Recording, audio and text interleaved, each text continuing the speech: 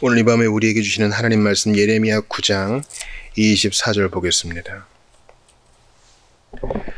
자랑하는 자는 이것으로 자랑할지니 곧 명철하여 나를 아는 것과 나 여호와는 인애와 공평과 정직을 땅에 행하는 자인 줄 깨닫는 것이라. 나는 이것을 기뻐하노라. 여호와의 말이니라. 아멘. 하나님의 말씀입니다. 하나님께 감사합니다. 오늘 하이델베르크 유리문답 제47주일 122문을 보겠습니다. 문답이 하나인데요. 질문과 답을 들어보세요. 첫째 간구는 무엇입니까? 이름이 거룩히 여김을 받으시옵소서로 이러한 간구입니다.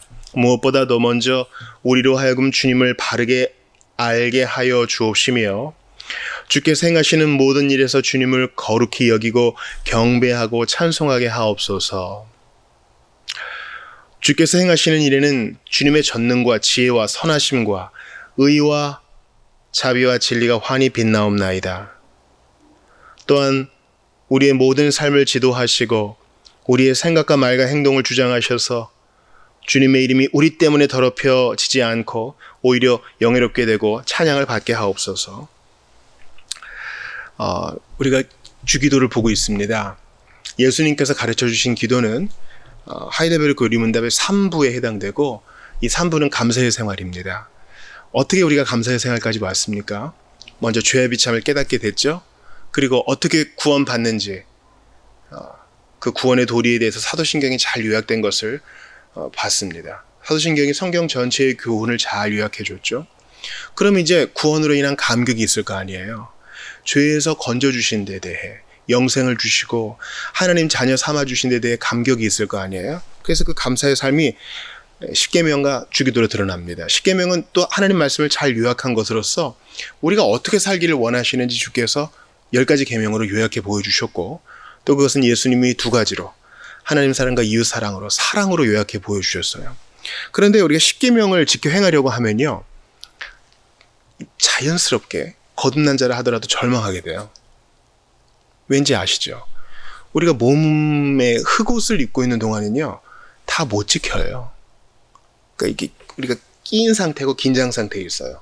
왜냐하면 구원받았지만 구원받고 있고 온전히 구원받을 것이기 때문에 영광의 나라 갈 때까지는 이 갈등 상태가 있다고요. 이미 그러나 아직 있어요. 그래서 십계명이 끝난 다음에 자연스럽게 기도로 넘어가는 거예요. 주여 도우소서. 주의 이름이 홀로 높임 받으시옵고 저희를 용서하시며 새롭게 하여 주소서. 모든 필요를 아뢰는 것입니다. 그러므로 하나님께서 우리에게 요구하시는 것이 무엇인지 깨닫고 그것을 온전히 지키기 위하여 아버지의 얼굴을 바라보며 기도하는 것이 감사의 생활이란 거예요. 여러분, 감사는요, 감사 헌금만 감사가 아니에요. 실제로 감사하는 마음 없이 헌금만 해서는 주님이 기뻐하지 않으실 겁니다. 주님은 우리 자신을 원하세요. 하나님께서 자신을 우리에게 주시고 우리에게도 말씀하세요. 아들아, 네 마음을 내게 다오. 자신을 내어주시며 우리에게 요청하십니다. 내가 내 자신을 너에게 주었으니 너도 너 자신을 나에게 다오. 그게 바로 기도예요. 예수님이 이 땅을 살면서 자신을 하나님께 드리는 삶의 형태를 잘 보여주셨죠. 그것은 기도입니다. 주님은 수시로 한적한 곳에 가시고 수시로 비밀한 곳에 가시고 수시로 산에 가시고 수시로 밤을 새셔요. 중요한 일 앞에서 수시로 기도하세요. 제자들을 뽑을 때 변화산상에서 신앙 고백을 듣기 전 십자가에서도 기도하십니다. 십자가 지기 전에도 기도하시고요. 그것을 하나님은 다 성부는 예배로 받으셔요. 그러므로 기도는 하나님과의 교제예요. 그것은 하나님을 기쁘시게 하는 아주 중요한 수단이다. 기억하시면서 평생 기도를 배우시고 또 실제로 기도를 해나가시는 여러분 되시기 바랍니다. 오늘 본문에 보시면 첫째 간구는 무엇입니까? 하는데 답을 기도문으로 답해요. 이런 간구입니다. 그러면서 무엇보다도 마지막으로 찬양을 받게 하옵소서. 신기하죠? 여러분, 예수님께서요, 제자들을 이렇게 불러 앉혀놓고 기도란 이런 것이다. 첫째, 이렇게 안 가르치셔요. 바로 기도를 어떻게 해야 되는지 가르치셔요. 그러니까 교회가 배우고 가르치는 공동체지만 아카데미적으로 어떤 학구적으로 시험을 치르기 위해서 공부하는 것이 아니라요. 교회의 가르침은 다분히 경건을 위해서 있어요. 그러니까 우리가 가르침 받은 것을 기도로 녹여내는 것입니다. 그래서 우리가 어떤 개념을 배울 때 이게 사전적 정의가 무엇인지 배우는 것도 중요하지만 실제로 그것을 하면서 배우는 게 더 실제적이에요. 육상을 하는 사람이 계속 교실에서 육상의 기원과 육상의 원리와 육상의 역사만 계속 배우고 있다면 별로 도움이 안 될걸요. 일단 트랙에 나가서 뛰어야 될 거 아니에요. 그래서 기도는 기도함으로 배운다. 이걸 기억하면서 문항을 보기를 바랍니다. 우리는 지난 시간에 하늘에 계신 우리 아버지, 기도를 하나님을 부르는 것으로부터 시작한다를 배웠어요. 기도는 오직 예수 믿고 회개한 자만 할 수 있어요. 왜냐하면 아버지라고 부를 수 있어야 되니까. 누가 하나님을 아버지라 부를 수 있느냐? 자기 죄를 회개하고 예수 그리스도를 자신의 구주와 주인으로, 왕으로 모셔드리는 사람만 할 수 있어요. 또한 그분은 나의 아버지뿐만 아니라 우리 아버지가 되십니다. 예수님의 아버지뿐만 아니라 나와 예수님이 연합됐으므로 우리 아버지고요. 또한 우리 형제 자매들과 함께 부름으로 우리 아버지세요. 그러므로 이것은 다분히 공동체적입니다. 주님은 나의 아버지도 되시지만 우리가 함께 부릅니다. 그러니 함께 우리가 짐을 나누어집니다. 예수님께서 홀로 아무 문제 없으신 분인데 교회의 머리가 되셔서 교회의 짐을 같이 져주세요. 우리는 그분의 몸으로서 또 서로서로 연결되어 있습니다. 그러므로 저 지체의 행복은 나의 기쁨이요, 저 지체의 불행은 나의 슬픔이요. 우리가 함께 기도하며 나아가는 것입니다. 또한 아직 우리 무리에 들어오지 못한 자들도 긍휼히 여겨달라고 우리가 기도하며 나아가는 것입니다. 주께서 택하신 자, 곧 주께서 구원하기로 작정하신 자 우리 무리에 들어오게 하소서. 또한 그분은 하늘에 계신 분입니다. 하늘에 계신 우리 아버지. 나는 고작 이 땅의 것을 구하지만 주님은 하늘 곳간을 열어 가장 귀한 것을 필요에 따라 뜻에 맞게 내려주십니다. 주님을 아버지라고 해서 아빠 나왔어! 이러면서 주님의 어미하심을 잊어서는 안 되죠. 그분은 경외해야 할 대상입니다. 하늘에 계셔서 모든 것을 감찰하시고 보시는 분이시니 납작 엎드려야 될 것입니다. 이제 간구가 시작됩니다. 아버지의 이름이 거룩히 여김을 받으옵소서. Hallowed be your name. 이렇게 됩니다. Hallowed be thy name. 이름이 거룩히 여김을 받으시오며 라는 간구는 먼저 우리로 하여금 주님을 바르게 알게 해주시며, 이게 첫 번째예요. 하늘에 계신 우리 아버지, 아버지의 이름이 거룩히 여김 받기를 원합니다. 주님 홀로 영광 받으소서, 이런 찬양입니다. 그런데 우리가 뭐 할 때 주님이 찬양 받으세요? 하나님을 알 때. 우리가 읽었던 본문 예레미야 9장 24절 다시 보세요. 자랑하는 자는 이것으로 자랑할지니 곧 명철하여 나를 아는 것과 나 여호와는 인애와 공평과 정직을 땅에 행하는 자인 줄 깨닫는 것이라. 나는 이 일을 기뻐하노라. 여호와의 말이니라. 우리 주님은 하나님이 어떤 분이신 줄 우리가 아는 걸 기뻐하세요. 그렇게 예배를 받으시고 그렇게 영광을 받으세요. 영광을 받다와 거룩하게 되다가 같은 뜻이거든요. 우리가 하나님을 아는 거, 영생이란 것은 하나님과 그의 보내신 자 예수 그리스도를 아는 것이라 그랬잖아요. 이거 인격적인 교제의 알미죠. 주님이 그것을 기뻐하세요. 그러니까 이름이 거룩히 여김을 받으시오며 그럴 때 하나님의 이름은 곧 하나님 자신이거든요. 하나님이 어떻게 거룩하게 돼요? 우리가 그분을 더욱 알아갈수록. 나는 이 일을 기뻐하느라 그러잖아요. 제가 시대적인 발언을 좀 해야 되겠어요. 어떤 분이 그래요. 목사님들 이제 그만 성도들에게 기도하라 하지 마시고 여러분들도 거리로 나오세요. 성도들과 함께 광장으로 나오세요. 이렇게 종용을 하고 비판하는 걸 제가 봤습니다. 일견 옳은 소리처럼 들릴 수 있어요. 그런 사회적 운동에 대해서 개혁파 신앙은 지지하고 반대하지 않습니다. 그러니까 개혁파 신앙은 거룩한 항거를 기반에 두고 있는 거예요. 왜냐하면 종교개혁이 일어났을 때 당대에 부패한 종교적 권위에 대해서 노했잖아요. 또한 종교적 권위를 탈취해가지고 세속 권력을 취하려고 하는 왕에게도 아니다 했잖아요. 그래서 우리가 믿는 신앙은 프로테스탄트예요. 우리는 저항하는 사람들이거든요. 뭐에 저항합니까? 옳지 않은 거, 양심에 어긋나는 거, 하나님 말씀이 위배되는 것에 대해서 저항합니다. 그런데 가끔의 사회적 상황에 대해서 무조건 밖에 나와서 세상 사람들이 하는 것과 똑같은 방식으로 한 거 하라라고 종용하고 또한 밀어붙이는 것은 옳지 않아요. 그들의 전제가 잘못된 게 있어요. 그만 기도하시고 성도들에게 기도하라고 이제 그만하시고 밖으로 나오라 라는 전제는 무엇입니까? 당신들의 기도는 별 힘이 없다. 이제 기도란 것은 별 힘이 없고 실제로 나가서 우리가 싸우고 부딪히고 시위하고 저항하는 게 의미 있는 일이다. 이게 다분히 유물론적인 사상일 수 있어요. 여러분, 기도는 최고의 액션입니다. 기도는 아주 고난도의 노동이에요. 기도는 하나님과 교제하며 세상을 품는 행위입니다. 기도는 그 무엇보다 실제적이고 손에 잡히는 것보다 더 구체적입니다. 하나님이 움직이시면 가장 진실되게, 가장 의롭게 일하시기 때문입니다. 다시 오늘 본문을 보세요. 예레미야 9장 24절. 하나님은 자신을 아는 것을 기뻐하신대요. 그러니까 우선순위가 분명히 돼야 되겠죠. 하나님을 바르게 안 지식 위해서 사회적 활동도 하는 거예요. 무조건 막는 게 아닙니다. 그런데 이제 그거 그만하고 나와서 여기 동참해라 하는 것은 다분히 그 동기가 의심됩니다. 무슨 마음인지는 알겠어요. 그러나 우리는 시민이기 이전에 하늘에 속한 하늘나라의 백성임을 기억해야 됩니다.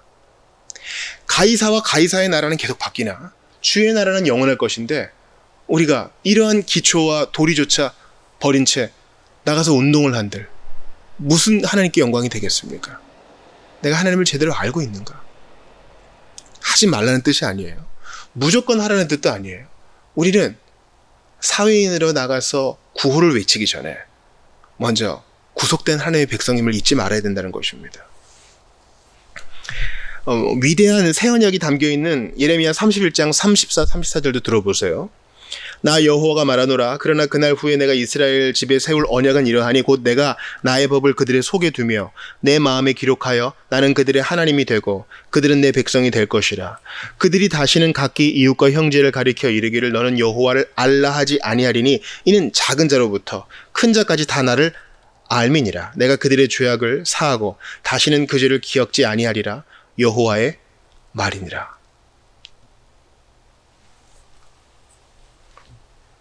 작은 자서부터 큰 자까지 다 나를 안다 그래요. 우리가 회심하면, 성령 받으면 나의 죄를 회개하고 예수를 진정으로 믿고 위대한 회개, 돌이킴이 있으면 하나님이 새로운 감각과 소욕을 넣어주셔요.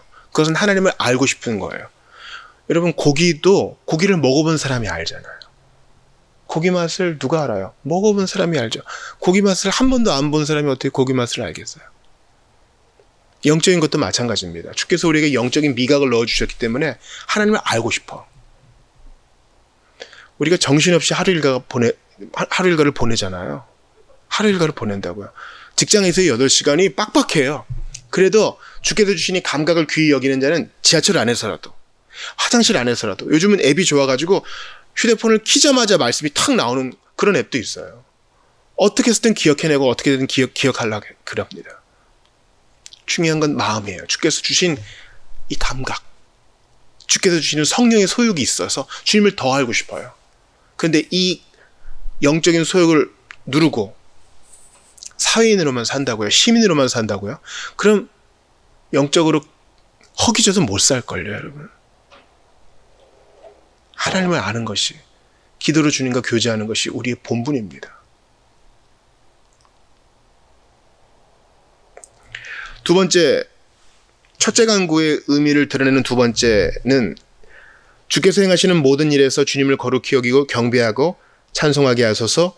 주께서 행하시는 일에는 주님의 전능과 지혜와 선하심과 의와 자비와 진리가 환히 빛나옵나이다. 주님을 범사에 찬양하게 해달라는 거예요. 여러분, 우리는 찬양과 예배를 위해 부름받았고 구원받았습니다. 그러므로 기도의 항상 도입은 찬양으로 시작돼야 됩니다. 우리가 억울한 일이 있고 답답한 일이 있어 주께 간구할 때에도 그분이 누구인지를 제대로 인지하고 그분을 마음으로라도 찬양하며 나아가야지. 무슨 도토리 나무 밑에서 정화수를 떠놓고 내 부탁 들어달라고 땡깡 피우는 우리는 그런 사람이 아닙니다. 비록 내 뜻이 이루어지지 않아도 주님만 영광 받으시면 나는 족하다는 것이 바른 신자의 고백입니다.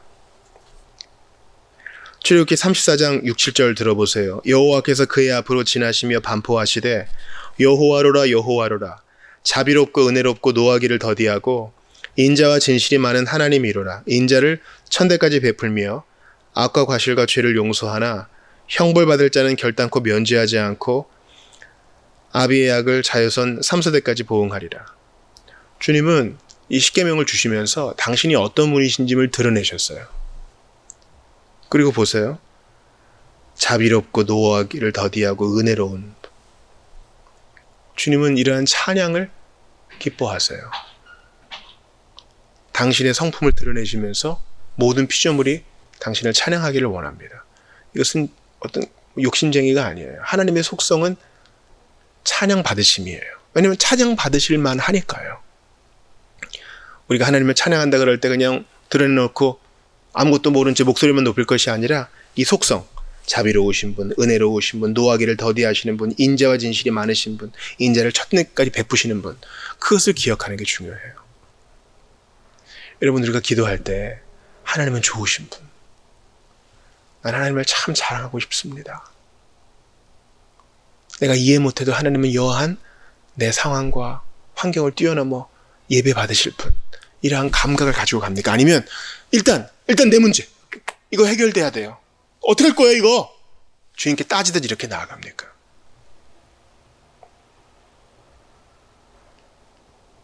마리아의 기도를 들어보세요. 누가복음 1장 68, 69절이에요. 찬송하리로다 주 이스라엘의 하나님이여 그 백성을 돌아보사 속량하시며 우리를 위하여 구원의 뿔을 그 종 다윗의 집에 일으키셨으니. 마리아는요 신세한탄을 안 해요. 내 인생 어떡할 거예요? 10대 미혼모가 됐고 이거 밝혀지면 돌 맞아 죽게 생겼으니 제대로 사랑 한번 못 받아보고 정상적으로 아이 하나 못 낳아보고 이렇게 삶을 마감하게 됐네요. 하나님 나한테 왜 그래요? 나한테 왜 이러는 거예요? 이렇게 따지는 게 없어요. 마리아는 성령 받아 하나님을 찬양하는 것으로 기도를 시작해요. 아니 그의 기도는 전부가 찬양이에요. 이 기도의 자세를 돌아보라고 주님이 이 주기도를 알려주세요. 하늘에 계신 우리 아버지여 이름이 거룩히 여김 받으시오며. 나는 이해하지 못할 상황에 놓여 있습니다. 나한테 지금 왜 이런 일이 일어났을까요? 그러나 저는 여기에 대해서 주님께 항거하지 않겠습니다. 하나님 하시는 일은 여한 옳고 선하니까요. 주님 영광 받으소서. 주님을 찬양하는 제가 주님의 섭리하에서 필요한 훈련을 잘 받고 필요한 깨달음을 잘 받게 하소서. 이게 우리 마음이어야 됩니다. 주께서 이런 자의 기도를 안 들어주시겠어요? 세 번째, 이름이 거룩히 여김을 받으시오며의 뜻 세 번째는 또한 우리의 모든 삶을 지도하시고 우리의 생각과 말과 행동을 주장하셔서 주님의 이름이 우리 때문에 더럽혀지지 않고 오히려 영예롭게 되고 찬양을 받게 하옵소서. 이제 내가 주님을 더욱 거룩하게 하기 위해서 내 자신을 잘 통제하고 덕이 되게 하옵소서라는 기도입니다.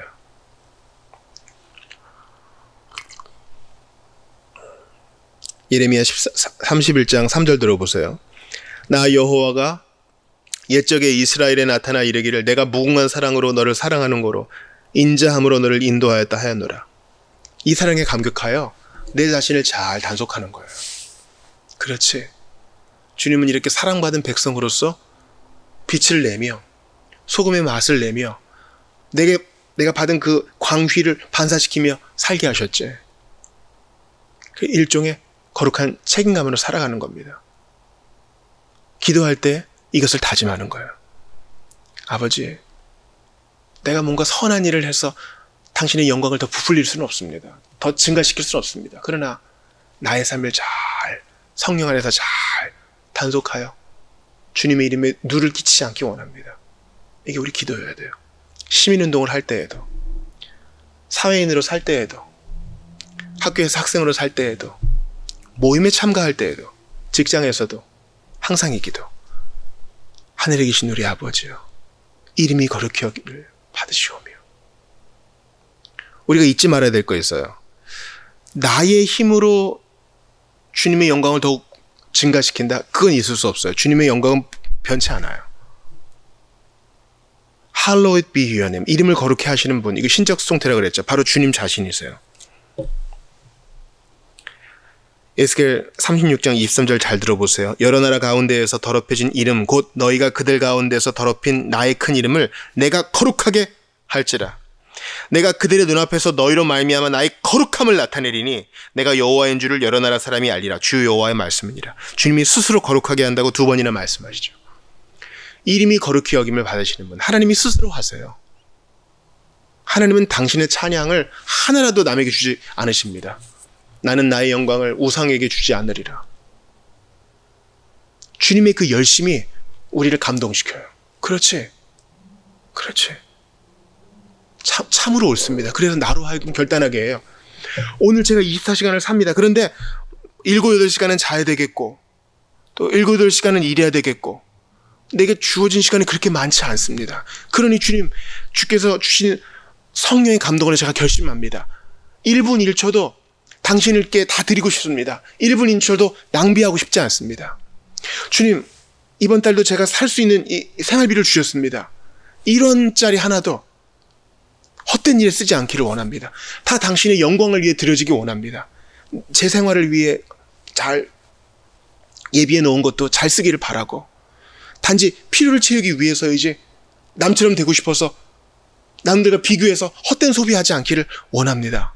기꺼이 구제하고 나는 일에 지혜롭게 잘 쓰기 원합니다. 물론 제 노후도 대비하고 아플 때 대비하기 위해서 보험도 준비하지만 이것도 다 당신의 영광에 도움이 되기를 바랍니다. 왜냐하면 내가 남에게 신세지지 않고 내 생활을 똑바로 해내가는 것이 주님께 영광이 될 줄 믿기 때문입니다. 주님, 오늘도 제가 필요한 얘기들을 할 텐데 당신의 영광을 드러내고 덕이 되는 말 아니면 한마디도 하지 않게 해주십시오. 제가 여러 가지를 들을 텐데 하나님께 영광의 소용이 되고 덕이 되는 것만 듣게 해주시고 내 안에 분노와 내 안에 더러움을 일으키는 것은 의도적으로 기억하지 않게 도와주십시오. 이게 우리 기도해야 되는 거예요. 이건 억지로 시켜야 되는 거 아니에요. 주께서 그런 감각을 주신다니까요. 하나님을 더 알고 싶은 열망, 주님께 더 찬송하고 싶은 갈망. 찬양 집회를 해요. 2시간, 3시간 합니다. 그리고 마지막 찬송을 하고 파송받아 헤어질 땐 아쉬워. 더 하고 싶어. 밤낮 불러서 찬송을 드려도 늘 아쉬운 마음뿐이 있어요. 여러분, 진짜 이런 마음 가져본 적 언제예요? 밤낮 불러서 찬송을 부려도 늘 아쉬운 마음. 끝났다. 진짜 견디느라 죽는 줄 알았어. 지루하고 막 보통 이러지 않습니까? 더 하고 싶다. 하나님께서 우리에게 그런 갈망을 주시는데요. 잘 들으세요. 우린 그 갈망을 눌러요. 누른다고요. 마귀는요, 주기도의 첫째 간구를 못하게 하여 우리를 아주 비참한 그리스도인으로 만들려고 그래요. 구원을 취소시킬 수는 없으니까. 그래서 보통은 하나님을 더욱 찬양하고 싶은 뜨거운 마음으로 살게 하기보다는 그냥 자게 해요. 계속 늘어지게 하고 계속 누워있게 하고. 그래서 살아있어요. 자는 것도 아니야. 깨있어. 근데 주님의 영광을 위해 활활 타오르는 게 아니라 주기도문의 첫째 간구를 위해 내 자신을 드리는 게 아니라 그냥 시간이 가는 거예요. 여러분, 시간 쓰는 걸 생각해 보세요. 시험을 앞두고 30분이 주어졌어요. 그 30분 동안 학생은 마지막 스포트를 올려 열심히 공부하는 그 학생은 좋은 결과를 얻을 거예요. 그 30분 아주 유용하게 쓸 겁니다. 좋은 결과도 나올 거예요. 그런데 똑같은 30분인데 침대 위에 있는 사람 보세요. 오늘 충분히 잤어요. 일도 대충 했어. 자기에게 주어진 시간이 이제 얼마 안 남았고 이제 씻고 자야 돼요. 근데 계속 누워있어요. 그 30분, 똑같은 30분인데 쇼츠 30개 보면은 30분 금방 가요. 30개 보는 거 일도 아니죠. 그렇게 시간 되면 늦었네. 또 자야지. 하나님이 갈망을 주시는데 마귀는 어설픈 걸로 계속 누르게 해요. 다른 소욕을 자꾸 끌어들여요. 야, 이것도 재밌어. 저것도 재밌어. 시대가 이래요. 시대가 이렇다고요. 그래서 계속 뉴스만 봐요. 계속 뉴스만 보고. 그리고 같이 욕하고 같이 퍼나르고 필요한 일을 하는데 마귀는 우선순위를 뒤집어 놓고 다른 소욕을 끌어들여요. 성령께서 우리 안에 계신 성령께서 신자들 말하는 거예요. 하나님을 영화롭게 하고 싶은 갈망을 주셨어요 이미. 근데 우린 딴 걸 눌러. 그러니까 매일매일 하나님을 알겠다는 결심, 굳은 결심으로 살아야 돼요. 하이델베르크 요리문답에도 나오는 표현인데 굳은 결심은 개혁파 신자의 삶의 특징이에요. 사랑하는 여러분, 육신의 소욕과 성령의 소욕이 있습니다. 성령의 소욕은 이름이 거룩히 여김을 받으시오며 여기에 편승하고 싶어요. 내 모든 존재와 소유와 할 수 있는 걸 다 들여가지고 여기에 편승하고 싶어요. 밤낮 찬송을 드리고 싶어. 근데 육신의 소욕은 마귀가 계속 건드리고 세상이 계속 유혹해서 이것도 재밌어. 그렇게 나쁘진 않아. 나쁘진 않은 거죠. 그 자체로는 나쁘지 않은 거죠. 근데 여기 중독되게 만들어요. 시간을 그냥 홀딱 쓰게 만들어요. 그리고 그냥 누워있어. 주님을 위해 부지런히 뛰는 것보다는, 주님을 위해 열심을 내는 것보다는 그냥 이것도 나쁘지 않잖아. 이렇게 둥글게 살게 만들어요. 아니요. 우리에게 남은 기회가 그렇게 많지 않아요, 여러분. 우리에게 남은 시간이 그렇게 많지 않아요. 이 설교를 들으시는 분 중에 70, 80 되신 분도 계실 겁니다. 여쭤볼게요. 지나온 세월 빨리 가셨죠? 그쵸? 지금 12월 13일이에요. 이제 주일 지나면 12월 반토막이 쑥 날아가요. 이렇게 될 줄은 몰랐죠. 우리에게 기회가 늘 있는 거 아니에요. 그러므로 하루를 살 때 내가 성령의 소욕 따라 살리라. 그렇지. 내가 결심한 바가 있는데 계속 눕고, 내가 결심한 바가 있는데 어설픈 걸로 중독되어서 주께서 주신 기회를 날려버리는 거. 이게 한 달란트 땅에 묻어둔 자의 일이 아니고 무엇이겠습니까? 예수님께서요, 우리를 위해 죽으시고 부활하셨어요. 그리고 믿고 회개하는 우리에게 성령을 보내주셔서 그분의 일에 헌신하고 싶은 마음을 주셔요. 하나님을 더 알고 싶은 소욕을 주셔요. 주님의 찬양에 동참하고 싶은 열망을 주신다고요. 근데 이게 견디는 것이 되어버린다면 비참한 그리스도인의 삶이요, 마귀만 기뻐해요.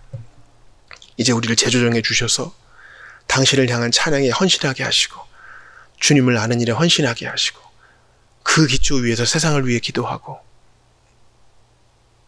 나라를 품게 하시고 다른 일도 해나가게 도와달라고 기도하며 나아가는 우리 모두가 되기를 주의 이름으로 축원합니다. 이제 주신 말씀 붙들고 함께 기도하겠습니다. 주여, 하늘에 계신 우리 아버지여, 이름이 거룩히 여김을 받으시옵소서. 오늘 주신 말씀을 붙들고 같이 기도하겠습니다. 하나님께 감사합니다. 이제부터 부족한 것밖에 없습니다. 은혜를 베풀어 주시옵소서. 연약한 것밖에 없습니다. 세상의 소욕에